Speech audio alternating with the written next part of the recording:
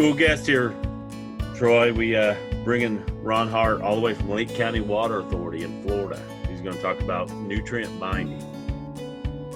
Yeah, Ron is the executive director down there, and I think what they're doing on an extremely large scale shows us what we could certainly do on a much smaller scale in private, smaller impoundments with nutrient flocking and dropping out phosphorus levels and all types of organics that we need to flock out of these water columns anyway.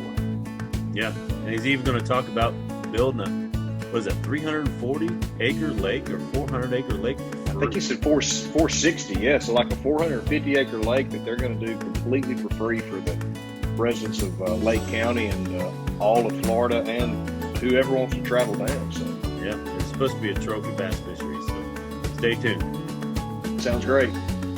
I'm your host, Matt Rayl.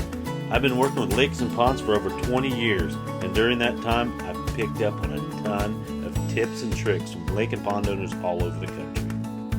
So if you want to learn how to catch some smiles for your kids and grandkids off your lake, or how to grow some memories off your pond, then come sit with us, sitting Dockside. All right, guys, you ready to do this? I don't know, but I am if you are. What about you, Troy? I was born ready, Matt. Born ready. Yeah, Troy's waiting on some catfish to get delivered, so he may be a rough day. I have actually, my neck is getting worse and worse. About 2 weeks ago, I hit a ditch with an ATV side-by-side running about 30 miles an hour, and I wound up with my face against the windshield like that. And this portion of my neck back here is in pretty bad shape. So that's all right. After 2 weeks? Yeah. Still, it's getting worse, I think. Wait till you hit 60. Yeah. People keep telling me that, but I've been rode pretty hard, buddy. Well, today we got a pretty awesome guest. We got executive director from Lake County Water Authority. He's going to bring what he's done to improve a ton, actually billions of gallons of improvements, what he's done to improve not only one lake, but a whole chain of lakes. And Ron Hart from Lake County, of course, what I said, but it is pretty awesome. Now, you work for Lake County Water Authority. Most states don't have water authorities. Why was it developed, and why does Florida itself have water authorities? Well, in the 50s, the Florida legislature took some unusual action where they created a series of water districts. And this was prior to even the larger ones that people are now familiar with, the South Florida Water Management District or St. Johns River Water Management District. Those agencies were not in existence. And so they created a whole number of them across the state of Florida, and we were one of them. In our region, they also created the Lake Apopka Water Conservation and Control Authority, as well as the Orange County Water Conservation and Control Authority. And then as the new water management districts came along, a lot of the agencies that used to control water within the state, those slowly all started closing their doors and going out of business. And we were one that adapted to the environment as it changed and changed the focus of our agency, where when we were created by the legislature, we were intended to improve waterways, which at that time considered controlling them, turning rivers that meandered into straight canals and making connections between water bodies that were not originally connected. And so we originally started as an agency that was damming and straightening and modifying our waterways. Right. And as times changed and we learned that was the wrong course of action, we changed to an agency that now conserves,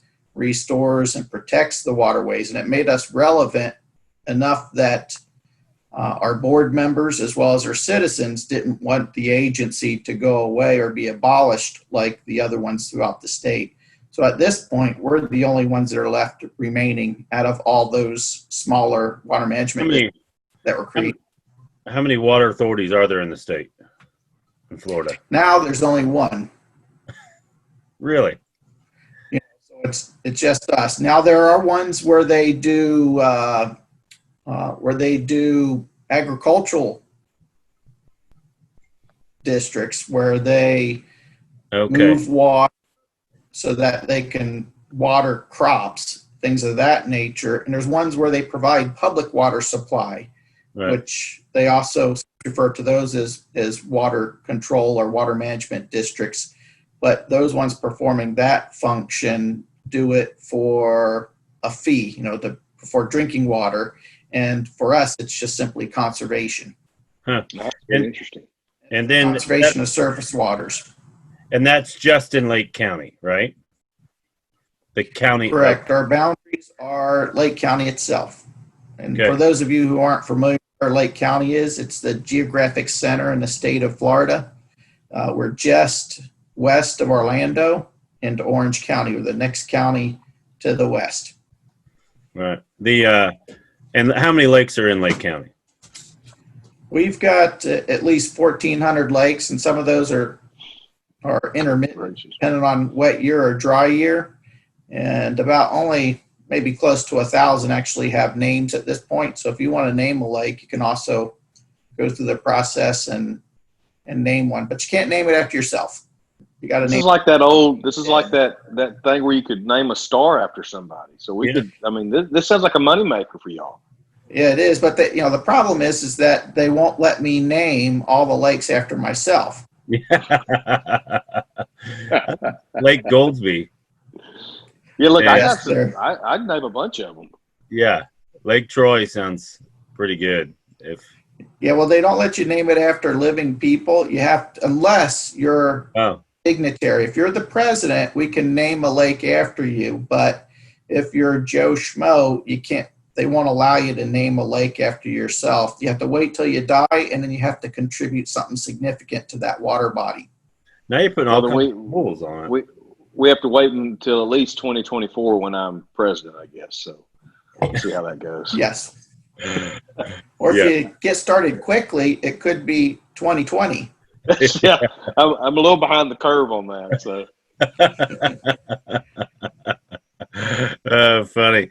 Now, so you manage and do a lot of restoration for surface water and lakes. So you guys have done well. Let me ask one more thing. Where do you get your funding then? Where's your funding?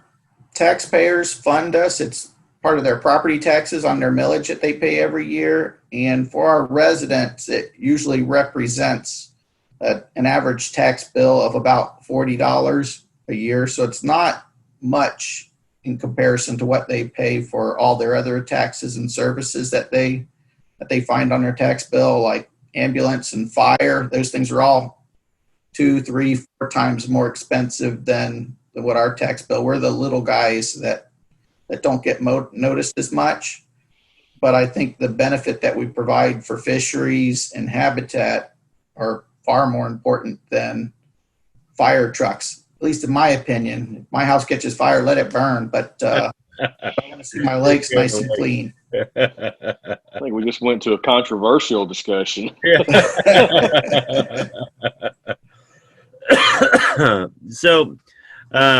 So you guys are doing restoration and cleaning surface water. Lake Apopka, there's a great history about that itself. It is one of the most polluted lakes in Florida. Am I right? It has for a long time been documented to be the most polluted lake in the state, but it is improving, and it's not as bad as it used to be. We used to have total phosphorus measurements that were commonly above 200 and above 300 parts per billion. And so they're extremely high with regular algal blooms. You couldn't see 6 inches into the water. Your hand would disappear if you stuck it in there. And it was known for fish kills and alligator die-offs and things of that nature. So it was fairly well impacted. And those impacts were all primarily a result of the muck farming that was happening on the North Shore, and then all that waste material and nutrients are being pumped out into the lake. And that muck farm on the north end of Lake Apopka, it was a wetlands, and they dried it out and then started farming on it. And then what you were telling me that actually the sediment sunk or shrank. I mean, tell me more about that. Yeah, over the many years that they were farming, they would, of course, in order to farm it, they have to dry it out, and they would pump all the water off of the site, pump it out into the lake. And when they do that, those organic peat sediments oxidize. As far as that oxidation that occurs, the nutrients that were bound for thousands of years in that peat become soluble, so that when they flood the property once again, those soluble nutrients like phosphorus went back up in the water column, and then when they pumped the water back off, all those nutrients went back out. Well, that repeated process with the oxidizing caused the loss of all the peat material on those former wetlands, so that there's, in some areas there's 10 feet of subsidence to the land, where it's 10 feet lower than what it was when it was historically a wetland. So the entire North Shore has been modified from that long-term farming that's occurred there, and the loss of all that material all ended up out into the lake itself. The lake is 36,000 acres, so it can take a lot of abuse, but nowhere's near the volume that was contributed to that one water body. You're saying that 10 feet, if I was to stand like when the wetlands were there, my feet would be 10 feet higher than where it is now. Yeah, it's quite interesting because the lake is very shallow in general for Lake Apopka, with average depths that are probably around 7 foot. So it's a big lake, but it's not very deep. And yet now, if you were to allow the farms to go to lake level, the farms are in most cases deeper than what the lake is. Isn't that something? They made a big fish bowl on the north side, and then they kept pumping the water back out, and then over time they basically, you said it was 86,000 acres.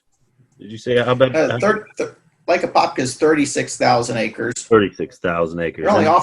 You're close. You're only off by 50,000. Yeah, it was right there. It's a little bit of exaggeration. It's just, you got to watch just the math. Yeah, just a number. I mean, seriously, come on.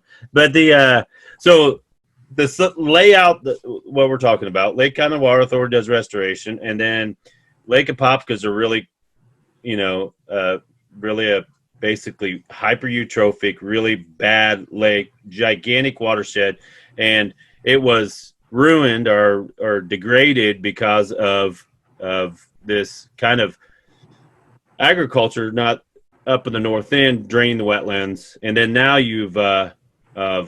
so you have this huge polluted body of Lake Apopka, and it's the beginning of the Harris chain, right? And it correct. So it started polluting every lake. I need to clarify something. I've been asked to clarify big words on this podcast. Yes. Matt has used the term hyper-eutrophic, and we need to make sure that everybody understands hyper-eutrophicity. So you have oligotrophic, mesotrophic, and hyper-eutrophic. And all that means is how nutrient-rich the water body is. If it's oligotrophic, not very many nutrients, not a lot of phosphorus. Mesotrophic is middle of the road. Hyper-eutrophic is very, very nutrient-rich or potentially polluted with too much phosphorus. So that's what hyper-eutrophic means. Right. And then, thanks for the clarity. So now we have basically, Lake Apopka is a bad lake, and it's the start of the chain of lakes, right, Ron? It is. It's the first lake in what we would consider that discharges down the Harris chain of lakes. And the Harris chain of lakes has a total of 72,000 acres, but it's all divided among 7 different lakes downstream. So Lake Apopka is the large, let's say it's the gorilla of the group, and it is dominating the water quality of all those downstream water bodies with the pollutants that it's discharging downstream. Now, our agency wanted to address that loading, and we tried in the early 2000s to work with Orange County on trying to improve water quality in Lake Apopka, and us and our county have contributed to some projects like the district's flowway, their wetland flowway that they were working on. We put $1 million into that to help fund that project, but we weren't able to get any partnership from Orange County. So after several times knocking on the door, our board said, if we're not going to get help from Orange County, we're not going to put all our money into Lake Apopka, which is 2/3 in Orange County. Instead, we're just going to treat the water that's leaving Lake Apopka so it doesn't pollute the downstream lakes anymore. And most of the downstream lakes are in Lake County, and Orange County is where Orlando is, right? Correct. Yeah. Okay.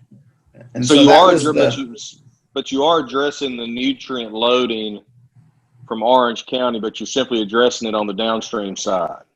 Right. yes, we're just addressing what comes into Lake County and affects all of our lakes that we have in Lake County. Okay. Gotcha. And so Lake Apopka, but Lake Apopka has how many? It only has one discharge, right? Correct. Historically, it used to discharge directly to Little Lake Harris through Double Run. But when the lake was dropped in elevation so that they could farm the North Shore, they created the Apopka-Beauclair Canal to allow water to discharge to another water body at a lower elevation, and then be able to drop and control those elevations on the North Shore. So they lowered Lake Apopka during that period of time when they wanted to farm those lands. And that was the start of the downhill of Lake Apopka. And then so they channeled a basically a straight line all the way up towards Lake Beauclair. And there's actually a lock in there, right? Where they can. There's a lock and dam that was constructed. And that was constructed by that was the Lake Apopka Water Conservation and Control Authority that our agency gave them permission to construct works in Lake County. And they built that structure, so they could manage and control the discharges coming out of Lake Apopka. So if you want to fish Lake Apopka, you can take your bass boat through a lock, Troy. It's pretty cool. It's not very big. So locks are impressive devices, obviously. The first time that my brother ever went through one was Wilson Dam on Wilson Lake when he was a baby. And my dad tried to explain it as a bathtub drain being pulled, and he thought they were all going down the bathtub drains. Yeah. We used to, that's pretty cool, though. I love the fact that you can actually navigate and get to it. No, it's different than a lot of people are probably used to because we don't have mountains in Florida like they do in other areas. So we're fairly flat. We have a town called Mount Dora, and it has hills in it, which are, maybe 100 feet higher than what the lake elevation is, which for us is a mountain. Yeah.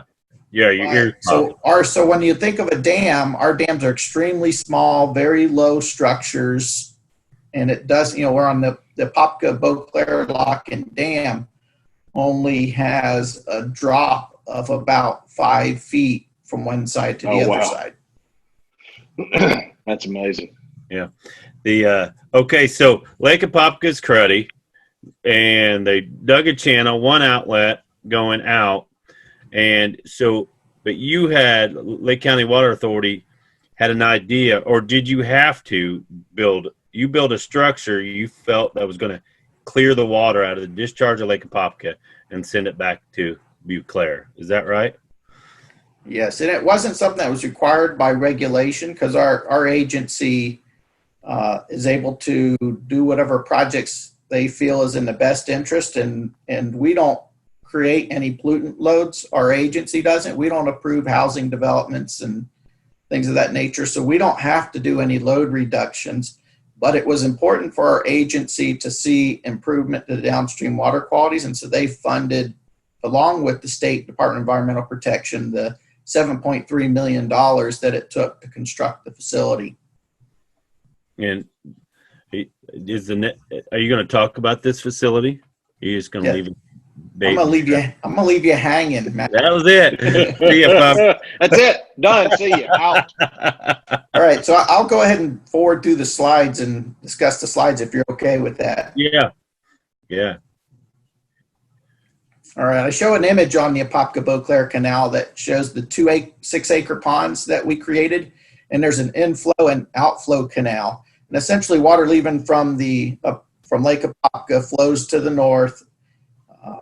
It is routed around the lock-in dam because our facility surrounds the lock-in dam, and it goes through our facility. And what that does for us is that we're able to use that drop in elevation from upstream to downstream to flow water through our ponds without having to operate any pumps. So we're not costing any money or electricity, just simply move the water through on gravity. And what we do is we have an alum injection facility, and we use aluminum sulfate, and we inject that at the inflow to one of our canals, and we flash mix it with the compressor. So we've got air stones are located on the bottom of the canal that cause the water to churn. So immediately when the aluminum sulfate goes in, it's able to make contact with all the particles in the water column before it starts to form those snowflakes under the water, the flock that's produced.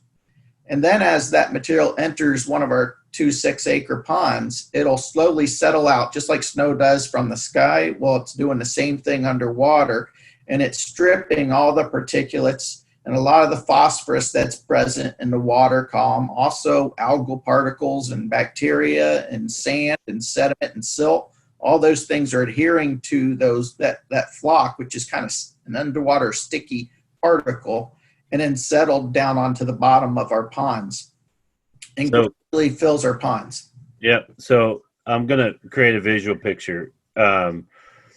You have the canal coming down from Lake Apopka, and then you have basically an offshoot that is built, and water flows down the canal one way, but also flows into your facility.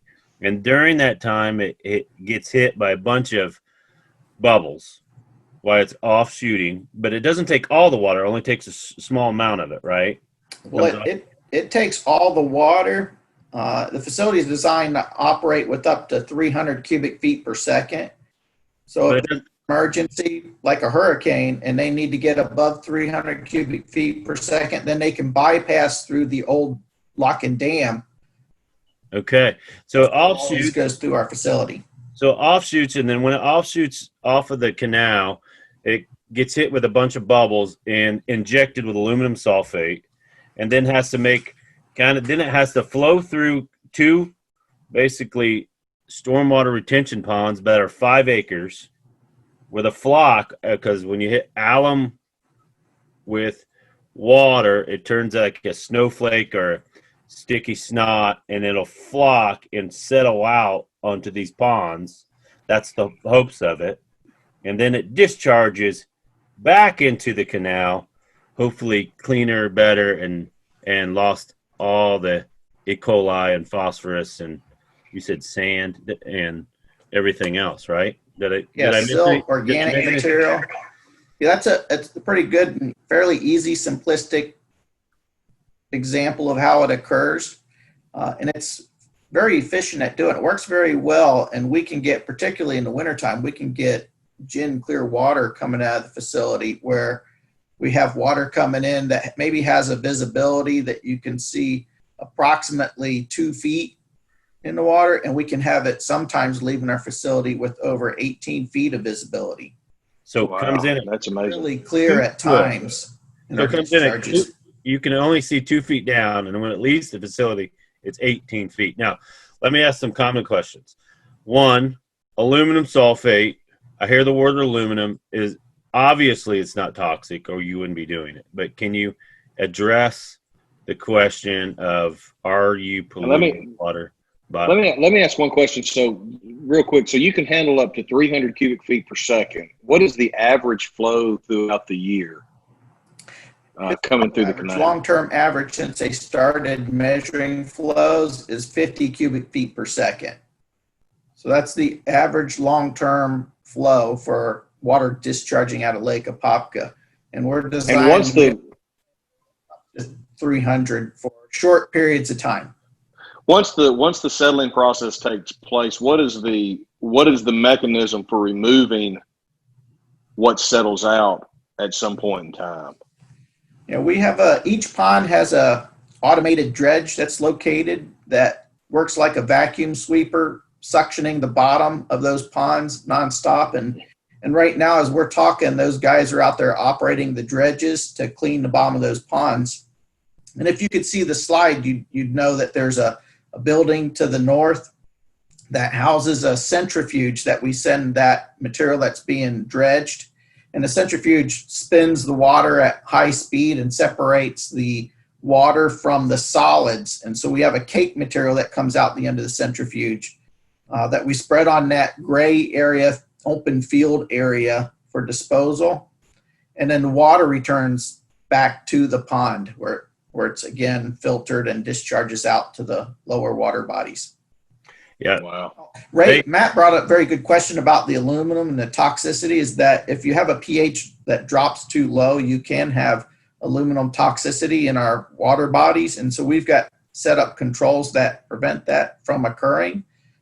We've got inflow pH gauges and inflow pH gauges, and they monitor what's going on in our ponds. And if our pH starts to drop too low, it automatically kicks off the alum pump. So we stop injecting until it's back up in the proper range. And so there are automated controls that protect us from doing something wrong and prevent us. And we keep a buffer in there so that we know we're safe. We have a lot of buffering capacity and alkalinity in the water coming in from Lake Apopka, but you can never have enough to be 100% certain. The last thing we want to do is see fish popping up in the canal in our discharge waters. And so we don't have that because of the controls that we have in place that prevent it from occurring. And aluminum sulfate will drop pH, and then basically you have a mechanism that reads that, and so it just won't ever allow it to go lower than what would be harmful to life, right? Yes. Yeah, that's exactly what happens. And when it does occur that it drops low enough that we trip our thresholds and it gets down below a pH of 6, then it not only shuts off the alum injection equipment until the pH is higher, but it also sends alarms to the operators as well as to me that something's going on at the facility. So if for some reason, if it starts a cycle where you keep having it drop too low and then it rises back up and then it drops too low again, that we'll see what's going on and we can change the equipment. Like while I'm sitting here today, I can operate the equipment and the pumps there at the remote control for the facility. So those things are all handled by our operators without them having to come into the office. Last thing we want to do is have to jump up at 3 a.m. in the morning to modify or change our pumps that are operating out there. So it's nice to be able to do it from home as opposed to disturbing everybody at the movie theater and having to run out the door. Right. Yeah, Actually, absolutely. Troy, to answer your original question too, is there's actually railroad ties or like railroad tracks into which this dredge works left to right and then moves, continuously back and forth up and down this. So therefore, as it vacuums, it kind of cuts a path. So is the dredge what I see in the picture with the big long hose attached to it? Right there. It's extremely hard to see because it's really just a small little dot on a 2 6-acre ponds. You don't see it very well. It has the ability to pump between 400 to 800 gallons per minute of water. But it is on the end of a tether that operates, that runs back and forth. And we've got lights and all out there on the site that keep the site lit up, and lights on the dredge that shine both directions so the operators can see when it's at the end of a run, when it's get close to the bank. And it's automated so it stops its run, but then the operators have to go there. They lower the head and reverse directions and start sweeping the opposite direction. And they just keep doing that every night, impressive. nonstop. Yeah, so Yeah, it's like a lawnmower going back and forth, and then suctions this flock out. And like what Ron was saying, it goes all the way up to 100 horsepower centrifuge. It's about as big as a VW Bug, and then spins the full out of it. Water returns, and then it comes out like basically like a wet turd flopping down onto the ground, and then. That's disgusting, buddy. I mean, I don't even know. I mean, it came from a turd, which Lake Apopka, and then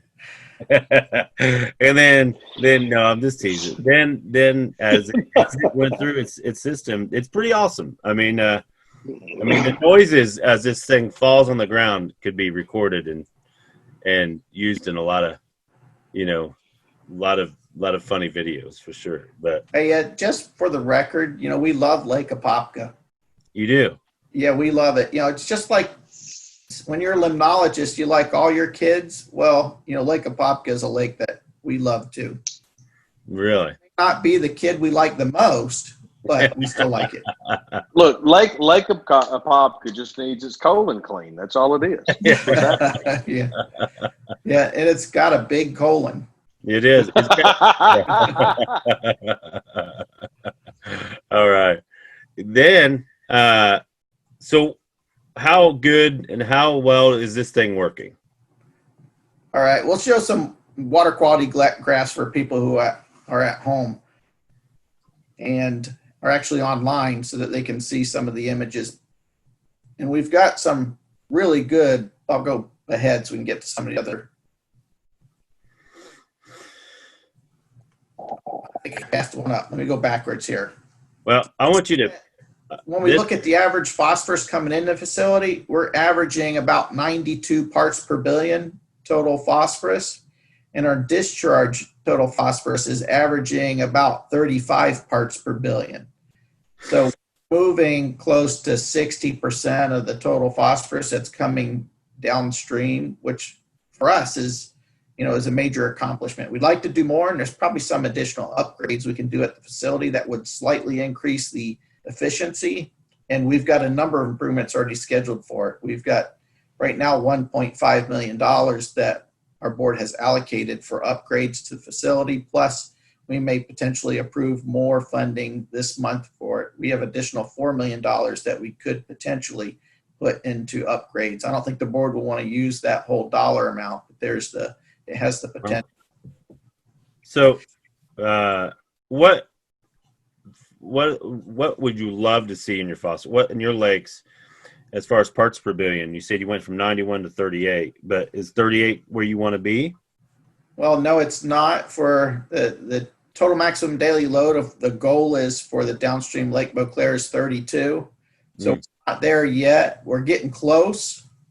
And if I show you another one of these slides here, I skipped to it. If I can figure out where it's at, let me go back some more. You guys don't mind doing things all out of order, do you? Absolutely not. That's my daily routine. Yeah, and never. Excellent. And here's the one with total phosphorus downstream in Lake Beauclair, and it has the before we started operating. The average total phosphorus since 2000 was 112 parts per billion, and since we started the operation of the facility, we're averaging 61 parts per billion. So it's dropped a lot, but we want to get down to 32. And if you look at the water quality in the lake since 2009, when we began operation, you can look at the most recent years for 2018, 2019, and 2020. Those phosphorus levels are at times getting down and below the 32. So it's getting close now because of the time period that we've been operating, that we're able to see some dramatic improvements in the water quality stream.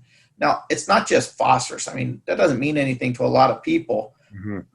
Something that does is our SECI. Our SECIs are increasing a lot and are continuing to increase to this date. And we're seeing vegetation, submerged vegetation that's growing on the bottom of our lakes that we haven't had for 70 years.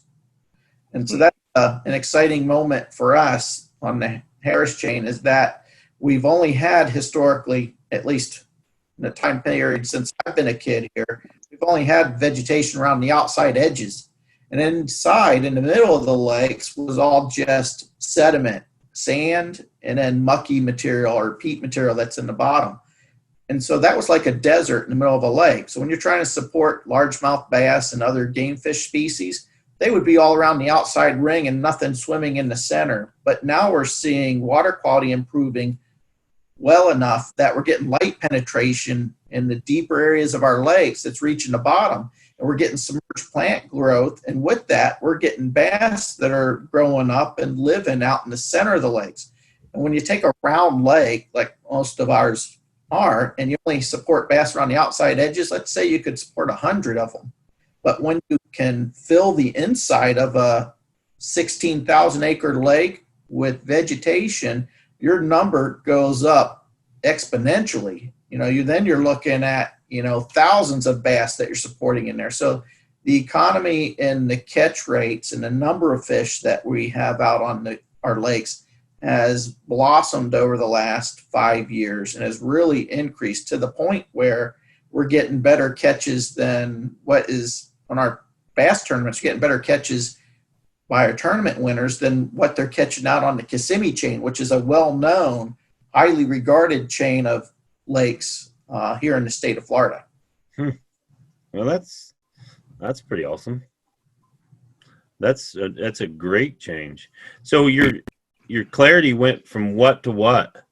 When you say sucky discs, what is it went from? Before the nerf for Lake Beauclair in particular, we had visibility that was a little slightly over a third of a meter. So considered about a foot of depth. If you stuck your hand in there, your hand would disappear a foot down, which the problem with that is it only allows vegetation to grow in areas, submerged vegetation to grow in areas that are 2 feet or less in depth. But now we're getting secchi depths that are about 0.8 meters and getting closer to 1 meter, which allows us to grow submerged aquatic plants in areas that are up to 4-5 feet of depth, getting close to 6 feet of depth, which means when you have a lake that's averaging, like Lake Beauclair, it's averaging 7 feet in depth. That means most of your bottom of the lake now has vegetation and it can support like a rainforest type habitat as opposed to a desert type habitat for fisheries. And we're seeing particularly one of the plant species that's really going crazy in Lake Beauclair is eelgrass, Vallisneria. And that is a tremendous species to have for larval fisheries as well as invertebrates. But one wonderful thing about that they call it tape grass, but it has those big broad leaves to it that allow periphyton to grow on there, and then snails and everything else will graze those surfaces. And those little organisms support the small fish in your lake and water body, which then support the game fish species that feed on those small fisheries. So, in areas where we never used to see any fish jumping, we cut through there with a boat, and because of our prop and the wash going across it, you look behind you and there's bluegills jumping out of water every crisscrossing. We even had 2 of them that jumped in the boat when we were going across there. If that's not easy catching, that's kind of catching that Matt Rayl would like to do. I could probably even do that. Kind of fishing.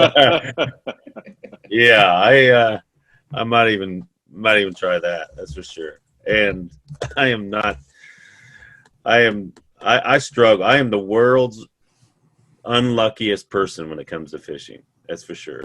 Listen, I tell people this all the time. I can grow fish, but I am not a good fisher. I don't have enough time to perfect fishing. I spend all my time on growing, not catching. So. That's right. That's right. Yeah, I try hard, but they don't. I can't catch them sometimes. Everybody else will catch them, even the kids. I'm glad you guys are admitting it because I wouldn't have admitted it. But now, since you guys are coming out of the closet, I'll have to say that I'm also a horrible fisherman. Well, here's the thing. I'm so good at so many other things. I can admit this one that I'm not great at. So, Roger on that. And this back, I just want to have a reference. The facility that injects alum that we talked about earlier, that was cleaning up the water, from all the lakes downstream. It's called the NERF, and it's called Nutrient Reduction Facility, right? AKA NERF, right? So how much did this bad boy cost to build? It was $7.3 million, but we had a $3.6 million grant from the state Florida Department of Environmental Protection. The only downside is now that it's completed, it's solely our baby, and it's all our cost to operate and run it. And it's not cheap to operate. An example, we've had many years that were dry, but we had Hurricane Irma come through. And when Hurricane Irma came through, we had 65% of our total volume of water flow through the facility within 1 year. And so when you usually think of your flows, you like to think that over an 11-year period, you would average out. Well, we didn't. We ended up with a massive quantity of water within that 1 year. And what it resulted in was us having to use 4.9 million gallons of alum, and our cost was approximately or a little over $3 million to operate the facility in that one single year. So we can't have multiple years in a row like that where there's a hurricane, or it's gonna really hurt our agency. In particular, it will bankrupt us and probably take my salary at that point. But we're hoping that we get some little drier weather this year, because we've had 3 years above average rainfall, and we need some time to catch back up on the work and get those ponds cleaned out at the facility. How much alum does this thing use on average per year? On average, we're probably looking at approximately 500,000 gallons of alum that we'll use. And that may seem like a lot to other people, but we're talking about something on a much larger scale than has ever been done before. Now, there are facilities that are large that use aluminum sulfate, but they use it for treating drinking water. There's nobody anywhere near this size in the world that does it solely for environmental purposes like we're doing. Your other largest facilities may be able to address 30 or 60 cubic feet per second, and we're addressing 300. And following the hurricane, we had flows as high as 427 cubic feet per second coming through the facility at times. So we get overwhelmed with the volume. Our problem is that the facility is not constructed to treat that volume of water, and we can only do it for a very short period of time till we really fill in. We're not able to get the material, the sediment out of the ponds quick enough. You're binding that much sediment. So when you get that much volume, is that a tanker truck a day that you go through, or is it 4 tanker trucks a day?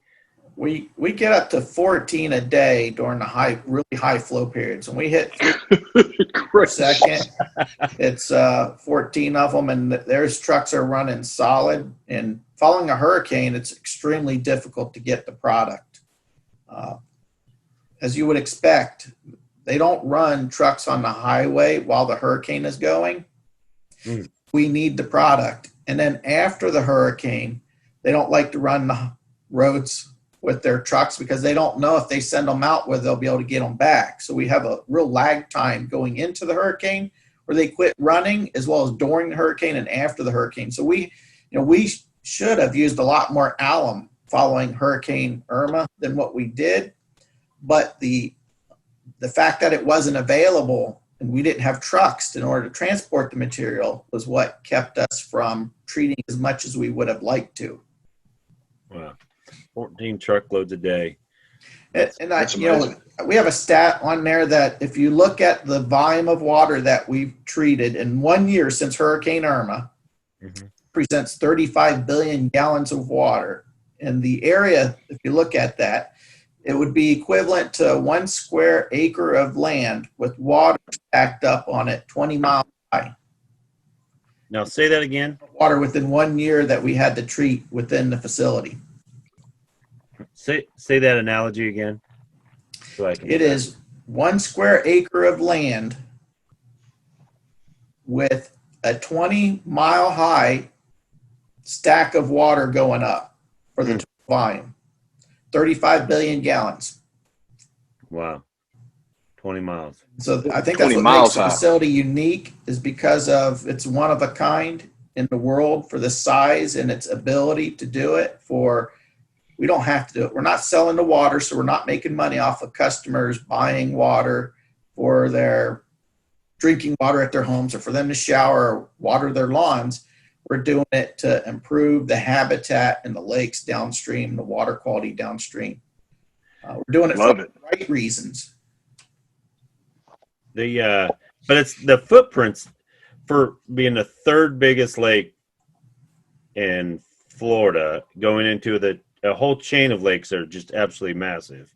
The footprint of this facility is really, for amount of volume, is really small compared to, thousands of acres that you're treating. How big is the footprint itself? Yeah, we've got a site that's over 200 acres, but most of it's wetlands. So we have to work around the existing wetlands in our area that we have our ponds where we actually provide the treatment. We're looking at about a 20-acre area, but then we also have the disposal site and where we pump the dredge material so that we can dewater it.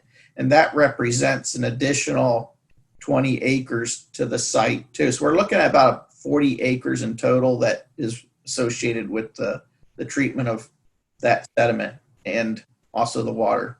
Wow. 40 acres, it treats what? How many acres is the Harrison chain? The Harris chain is the total volume of water for all the lakes in the Harris chain is 72,000 acres, and Lake Apopka is 36,000 acres in addition to that. Wow. That's pretty awesome. The next lake in size is Lake Harris and Little Lake Harris, which are connected, and they're 17,000 acres. And then we've got, several of them that are 8,000 acres in size. Another one that's 12,000 acres. So there's like a whole combination of them that add up to the total. Right. Then you've worked on the NERF. The fishing has increased downstream because you've increased the water quality. The alum, the byproduct from this facility is being basically pumped out, going through a centrifuge and then pumped onto the ground. But tell us about another project you're going to be working on. You're actually building a 460-acre lake, and it's free, did you say? Yeah, it was something that was a twinkle in my eye back many years ago, and I had an opportunity with the board to create some good partnerships. And in particular, this was a former farm site, another muck farm site that was owned by a former country western star. And they were looking at potentially selling the site off. And I talked to them several times. And I finally, after years of occasionally talking to the property owners, they called me back and said, hey, I think we would be interested in selling. We could sell it to somebody else, but we would like to sell the property to you guys because you're environmental focused, and we'd rather see the property not abused in the long term, that we'd like to see you guys restore the property. So it created a good opportunity, and they were willing to sell it to us for a relatively inexpensive cost. The land was a total of 727 acres. It's outside of Leesburg, and it's next to one of the Harris chain of lakes. Lake Denham is the name of that particular water body. And Denham was polluted like Lake Apopka from that muck farm that was there. And there was no way that muck farm would be able to be, or no way the lake was going to be able to be restored to its natural condition because of the tremendous loading coming in from that particular farm. So the only way we would be able to meet our water quality goals was to eliminate that farm. And fortunately, the property owners wanted to do the right thing, were willing to sell the land to us, and we purchased it for $1.3 million. And then we had an option. We could either just close it down and allow it to flood, and whatever grows there. And we would probably end up with a pond that probably is full of water hyacinths and high nutrients, and we would just cut off the discharges of water from the site. But we also had a second option. The second option would be to attempt to create a world-class fishery on that site.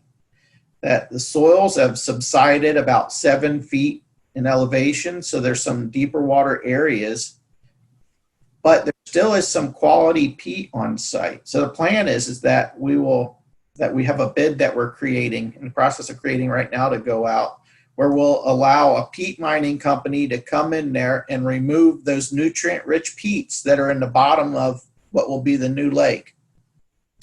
And they will market that, sell it off, and they will pay us royalties on that peat. And in exchange, the royalties will be used for upgrading the site and recontouring the site. So we'll have deep water areas for the bass, as well as shallow island areas. They won't be islands like you think of. They'll be wetland islands where it's just grass vegetation, submerged grass vegetation where it's near the surface. And also, we'll create some additional habitat, some brush islands that'll be present out there, some gravel beds that create some different substrate in different areas, and it will all be funded by the peat mining company with the royalties coming off of that. So we're excited. We're working with the Florida Game and Freshwater Fish Commission, and they're helping us with the design of the site, the contours of the site that we want to reach on our target for the final reclamation. And it's going to be about a 7-year project. So it's going to be a while till we actually get to see bass on it. That's the disappointing thing, is that we don't get immediate benefits. So we got to wait a period of time before we can start trying to grow bass like footballs on the site. But we've got a good set of partners between Florida Fish and Wildlife and the city of Leesburg that will have our boat ramps constructed, all paid for by a private corporation that's making money off of the peat. We'll get all our contours. We'll have upgrades to the levees to make them safe so that they don't overtop during hurricanes. And we'll have good access, a road that we'll have paved coming in and out of the site. So it will be ideal with the intent of growing as many bass that look like footballs as we possibly can on the site. And there's a lot of wetlands that will have flooded around the edges of the property. So it's usually, when you think of a mine site, you think of just a deep hole. And, and there is some deeper area to it. And then we're going to make some of those areas even deeper when they mine that sediment from those parts. But this site is fortunate enough that it has a contouring slope to it, like you would naturally have in a lake, through a wetland system, that as we flood, we're going to have all those snags and all that wood in those wetland systems where they're going to be under 2, 3, 4 feet of water going up to an edge, just like you normally would have on a lake, where you can have all your really small fish that are growing along the edge where the bass can't get to them, and additional habitat in those areas. So I think it's going to be ideal. I can't wait for it to flood. If I can live for another 7 years, I think it'll be an exciting amenity to the residents of Lake County. And But building it on peat, isn't it going to get? I mean, a lot of our lakes that I work with on peat, we got to use a lot of aeration. We have to use a lot of. They get to be really nutrient rich, right? Put them on exactly. Yeah, that is and that's why we want to get a lot of that material mined out of there, so that when we flood it, we don't have poor water quality. But we also have in that bid document that the contractor is required to haul or transport all of our alum material or leftover cake at the NERF. They're going to haul it all out to that site. So where we do have nutrient-rich sediments on the surface, where there's poor quality peat that doesn't have a market value, we will overtop that or dress that with the alum residual that's left from the NERF facility. And the benefit of that is it still has nutrient binding capacity, so that when the site floods, any nutrients that come out of that peat material will be absorbed by the overlying aluminum residual that'll be present.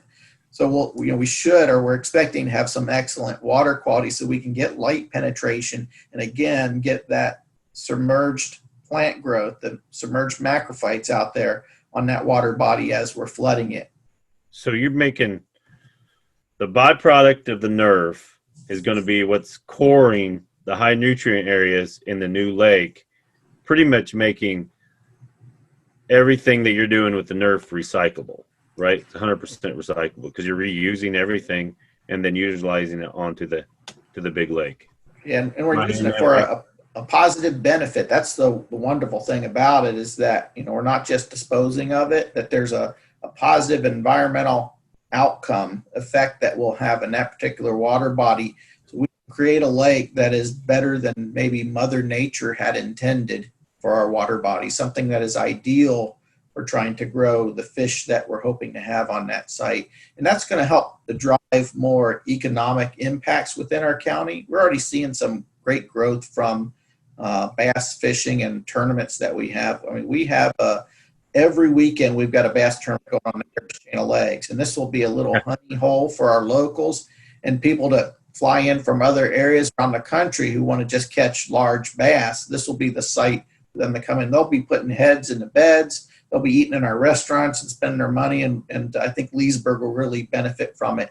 And we've had the support of the Leesburg Commission to the point where Leesburg provided us $500,000 in funding the purchase of that land. So they're very good partners that we appreciate.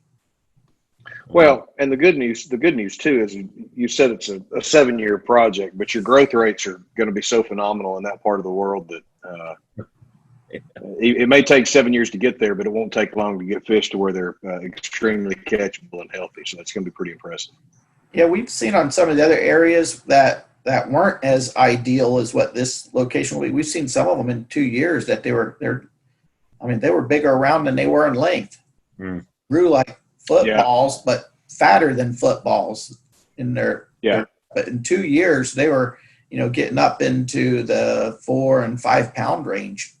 So they're growing fairly quick, and we're hoping to have that type of growth in habitat. And Fish and Wildlife, when we're ready to flood this, that we'll have the support of those guys and stocking the bluegill and all out there to get them out there reproducing and spawning as we're putting our bass in. So, I'm excited. I don't want to wait, but unfortunately, we got a lot of work to get done before we get there. So the guys that are taking the peat out, they're going to, in the contract, they're going to shape exactly the way you want it to do. They're going to sell the peat. You're going to basically get a lake for free, dug out. They're going to repair the levees. They're going to put some docks in or some boat ramps in and some gravel or any kind of a pathways to get to the lake. And it's all done because of you working together with a private industry, right? I'm hearing that right? Yeah, it's interesting. You say, you don't know who you're going to meet out there in the public, and as strange it may seem, I call up people. I talk to a country western star, and I just talk to them just like you would your neighbor, and you create some relationships with individuals that open up doors that you don't anticipate 5, 10, 15 years down the road. And so it pays, to treat your citizens and your neighbors with respect. And sooner or later, it pays you back. And in this case, we're fortunate that we had a very good family that was willing to not necessarily try to milk every dollar out of the piece of property and have the highest bidder sell it, buy it, but instead to do something right with it. And I'll mention the property owner's name so you can look them up. But it's the Calhouns. The Calhouns used to, they were a country western duo who used to sing in Nashville. And in the good old days of Nashville, the Opry. And, we need to give our thanks to those guys for making this happen. No, that's awesome. Are you familiar with them, Troy, the Calhouns? Troy's way too young. I don't know if I'm way too young, but I'm not placing them at this moment. But if I hear a song, that may change things. Yeah, you got to go way back for the Calhoun twins. But in the music industry, they're very popular. After they quit singing, they created a busing company, and they sell buses to the stars, and and all the major. Michael Jackson. What's the bus company name? Oh boy, I don't know what their bus company name is. I don't remember that one. You got me there. But Michael Jackson, Ozzy Osbourne, Willie Nelson used to be out there regularly on the Calhoun Ranch, out on their muck farm. They have a camp. That's awesome. They'd take all the stars out to when they wanted to get away and not be seen by the public. They could go out there and get away from nobody could see them because there's an island out there in the wetland with cabins and a well and musical instruments. When we bought it, we got the whole thing, including the cabins. and the drum sets and the guitars and all, and the amplifiers are all still sitting out there. And they got posts with all the stars. The Offspring were out there. They signed on the post, and Kid Rock, and you name it. Everybody has their signatures on the post in the cabin. It's a really cool sight. Anybody who is anybody in the music industry, the big names, the Eagles were there. So you name it, and they've been to that piece of property. And we used to refer to it as the clandestine island of the stars.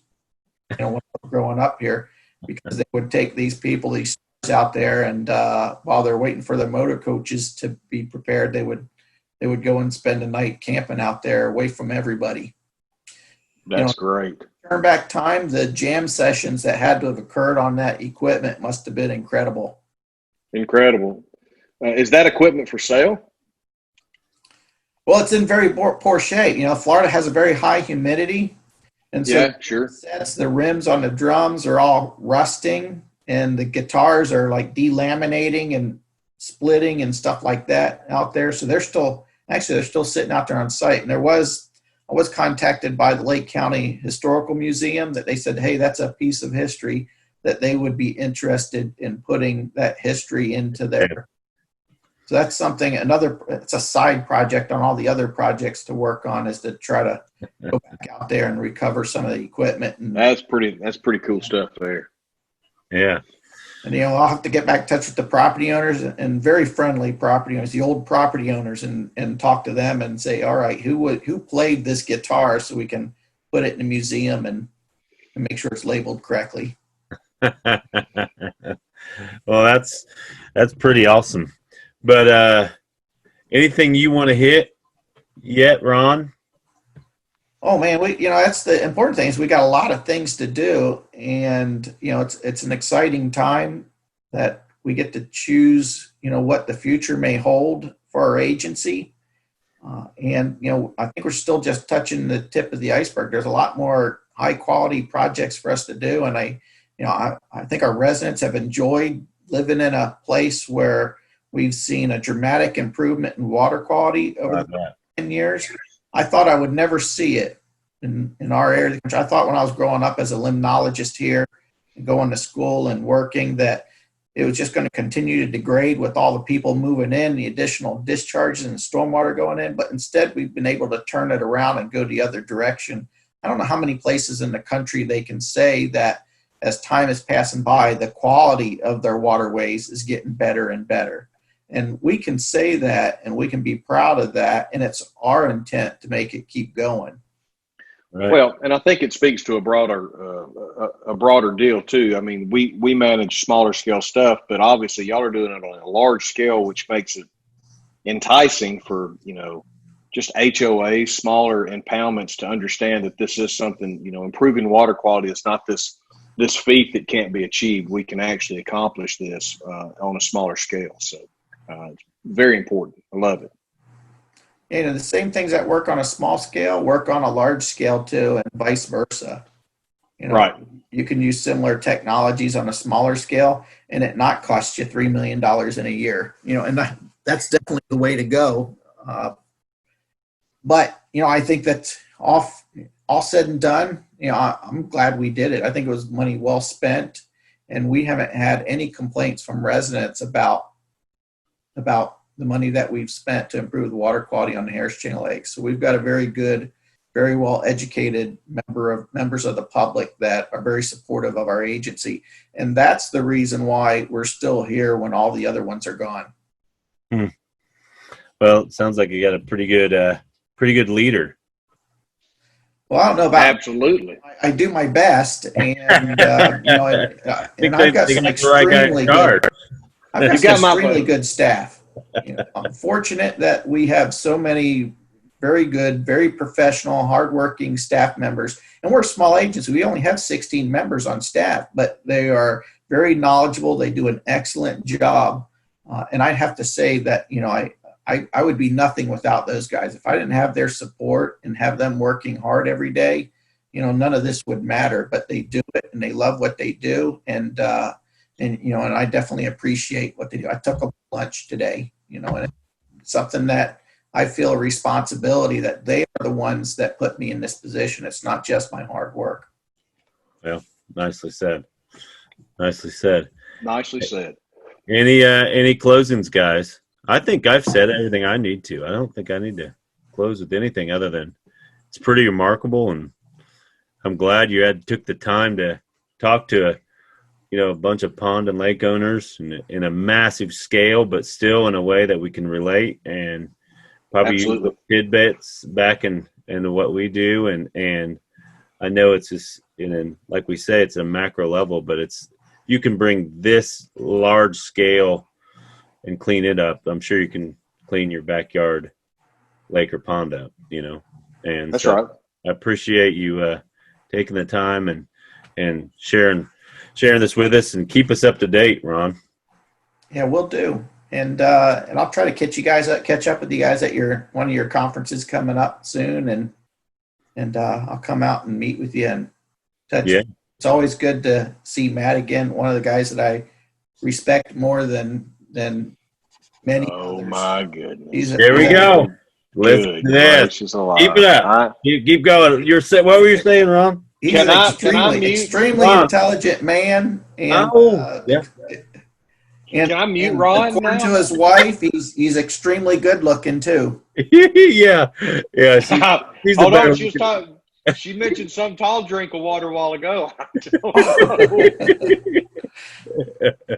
Well, thank you, Ron. I appreciate the time, and I think that'll wrap it up. Sitting Dockside here, and Ron, thanks, buddy. It was great to see you, man. Look forward to shaking a hand soon. Oh yeah. We'll have to bump elbows. Yeah, that's right. All right, thanks, guys. This podcast, Sitting Dockside, is brought to you by Private Water Natural Resource Association, a nonprofit built just to educate private pond and lake owners on water quality and fisheries and all of that good stuff. There's videos, there's places to read, and there's a community built right into that website. So if you want to learn more, jump to pwnra.org and click.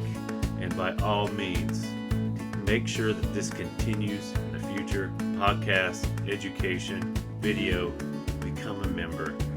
If nothing else, there's tons of platforms. YouTube, Facebook. Just hit like, send a comment. We appreciate everything you can do here at PWNRA.